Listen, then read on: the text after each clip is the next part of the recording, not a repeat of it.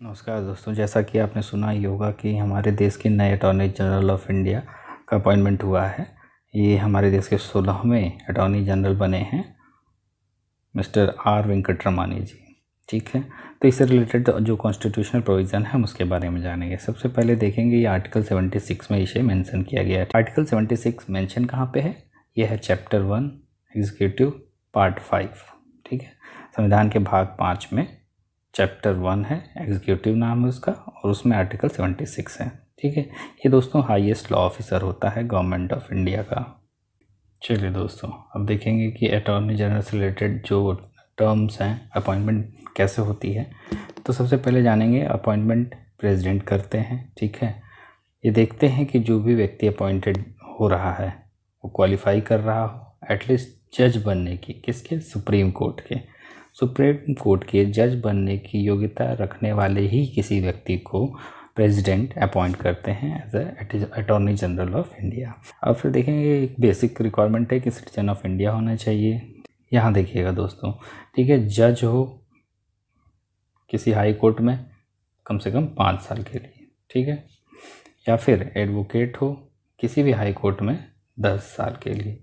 तो या फिर प्रेसिडेंट के नज़र में कोई भी एमिनेंट ज्यूरिस्ट हो, यानी उसे ज्यूरिडिक्शन के बारे में बहुत अच्छे से पता हो। अपॉइंटमेंट से रिलेटेड बात हुई, लेकिन ये एक ट्रेडिशन है रिज़ाइन करने का कि जैसे ये गवर्नमेंट ऑफ इंडिया को रिप्रेजेंट करते हैं, तो जैसे ही कोई सरकार बदलती है, ठीक है, 5 साल का कार्यकाल पूरा, कोई सरकार बदली और कोई नई सरकार, नई पार्टी की सरकार बनी, तो ये एक परंपरा सी है कि ये जो व्यक्ति पहले अटॉर्नी जनरल था 5 साल के लिए या फिर जो भी टर्म हो, ठीक है, तो वो भी साथ में ही रिज़ाइन कर देता है।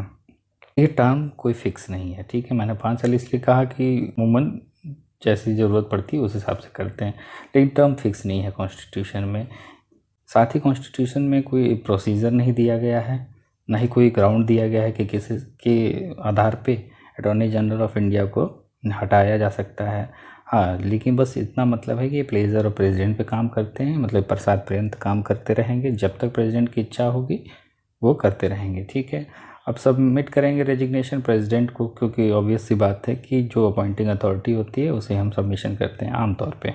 और रेमुनरेशन है वो भी प्रेसिडेंट ही डिसाइड करेंगे। देखिए, यहाँ ध्यान रखिएगा दोस्तों, ये पार्लियामेंट नहीं डिसाइड करती, ये remuneration president council of minister की एडवाइस से करते हैं। देखते हैं, देखिए ड्यूटीज़ के बारे में बात कर लें कि क्या ड्यूटी अटॉर्नी जनरल परफॉर्म करते हैं। देखिए, ये एडवाइस करेंगे गवर्नमेंट ऑफ इंडिया को किसी भी ऐसे लीगल मैटर पर जो उन्हें रिफ़र किया जाए प्रेसिडेंट के द्वारा, या फिर अगर कोई भी ड्यूटी हो जो लीगल कैरेक्टर की हो या उसका चरित्र न्यायिकता से संबंधित हो, तो वहाँ पे काम करते हैं अटॉर्नी जनरल। ये काम यूँ कि आप समझिए कि एडवाइस देने का सबसे महत्वपूर्ण रहता है। अब देखिए, अपीयर होते हैं गवर्नमेंट ऑफ इंडिया के बिहाफ पर किसी भी केस के लिए सुप्रीम कोर्ट में।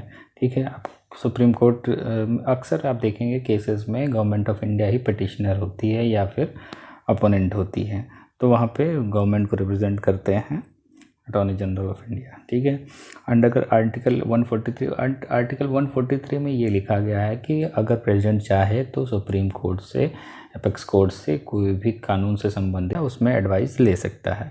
अब देखिए, समझने की बात यह है कि अब जो टेक्निकल लैंग्वेज होती है लॉ की, वो सभी के बस की समझने की नहीं। अब भाई प्रेसिडेंट को ज़रूरी थोड़ी ना है कि समझ में आए, तो वहाँ पे क्या करते हैं, प्रेसिडेंट के साथ वहाँ रिप्रेजेंट करते हैं और उन्हें समझाते भी हैं।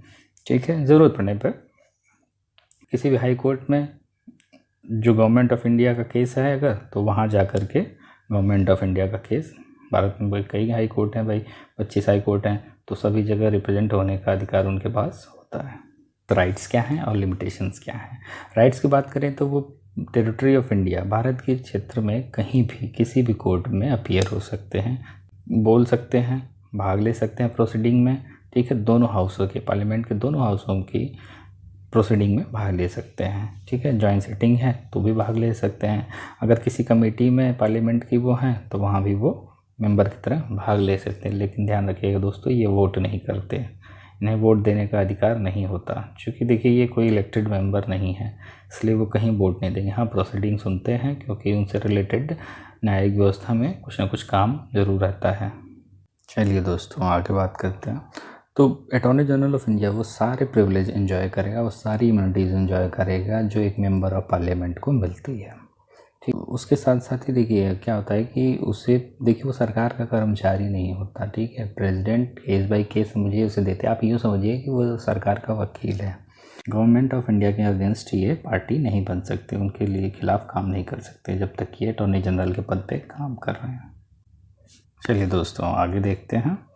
देखिए ये कोई क्रिमिनल प्रोसिक्यूशन नहीं ले सकते बिना गवर्नमेंट ऑफ इंडिया के परमिशन के। अब चूँकि देखिए समझने की बात ये है कि ये अपने निजी कानूनी प्रैक्टिस अपनी करते रहते हैं, लीगल प्रैक्टिस करेंगे, लेकिन ये गवर्नमेंट ऑफ इंडिया के भी केसेस देखते हैं, ठीक है। लेकिन अगर कोई भी क्रिमिनल केस अगर आप लेंगे अटॉर्नी जनरल, तो वो बिना गवर्नमेंट ऑफ इंडिया के परमिशन के नहीं ले सकते। I should not accept appoint as a director, ये कभी कोई एक्सेप्टेंस नहीं ले सकते किसी डायरेक्टर, किसी कंपनी में डायरेक्टर के पद के रूप में, या फिर कोई कॉरपोरेशन है वहाँ पे भी डायरेक्टर के पद पे नहीं आ सकते। अगर आ भी सकते हैं तो उसके लिए उन्हें गवर्नमेंट ऑफ इंडिया से परमिशन की आवश्यकता होगी। अटॉर्नी जनरल के पद पे रहते हुए, ठीक है, किसी मिनिस्ट्री को या डिपार्टमेंट को जो भारत सरकार के अंदर ही क्यों ना हो, या फिर कोई स्टैच्यूटरी ऑर्गेनाइजेशन हो या पब्लिक सेक्टर अंडरटेकिंग हो, ठीक है, उन्हें तब तक कोई एडवाइस नहीं देंगे जब तक कि जो ministry of law and justice, उसके अंदर एक होता है डिपार्टमेंट ऑफ लीगल अफेयर, जैसे आपने सुना होगा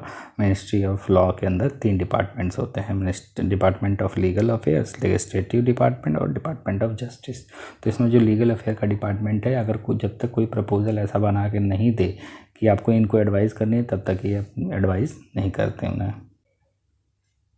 देखिए जैसे दोस्तों ये तो मैं पहले ही आपको बता चुका हूँ कि जो अटॉर्नी जनरल होता है कि ये फुल टाइम काउंसिल नहीं होता है गवर्नमेंट ऑफ इंडिया की, ठीक है।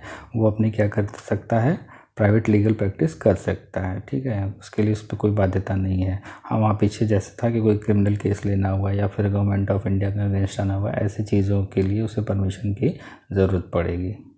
तो ये थोड़ा ब्रीफ में हमने डिस्कस कर लिया। देखिए अब अटॉर्नी जनरल को असिस्ट करने के लिए बहुत सारे लिटिगेशन गवर्नमेंट ऑफ इंडिया के अंदर आते रहते, तो अकेले अटॉर्नी जनरल इतना बड़ा काम तो कर नहीं सकता। देखिए अटॉर्नी जनरल के नीचे होता है सॉलिसिटर जनरल, ठीक है, और सॉलिसिटर के जनरल के नीचे होते हैं